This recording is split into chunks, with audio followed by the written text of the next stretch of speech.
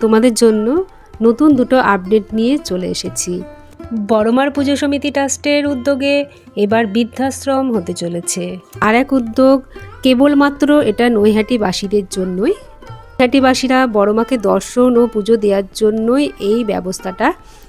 এবার কেবলমাত্র নৈহাটিবাসীরাই বড়মার দর্শন ও পুজো দেওয়ার জন্য নতুন যে প্রবেশ পথ সেটা ব্যবহার করতে পারবে। আর তার জন্য তাদের কিন্তু পরিচয়পত্র সঙ্গে আনতে হবে। তাছাড়া বড়মার মন্দিরে তারা ভোগ প্রসাদ গ্রহণ করতেও পারবে এই পথ দিয়েই। তার জন্য কিন্তু তাদের পরিচয়পত্র আবশ্যক, রবিবার ব্যতীত। ট্রাস্টি কর্তৃপক্ষ প্রয়োজন বিশেষে কিন্তু বন্ধ রাখতে পারে। বড়মাকে পুজো দেওয়া নিয়ে নৈহাটিবাসীদের অনেক দিন ধরেই এক অভিযোগ ছিল। বাইরের থেকে বহু মানুষ আসে বড়মার কাছে দর্শন করে, পুজো দেয়, যে এত ভিড় হয় তার জন্য তারা সেইভাবে বড়মার কাছে গিয়ে পৌঁছাতে পারে না। বড়মার কৃপাতে, বড়মার ইচ্ছাতেই এই অভিযোগ দূর করে এই নতুন ব্যবস্থা হলো তাদের জন্য।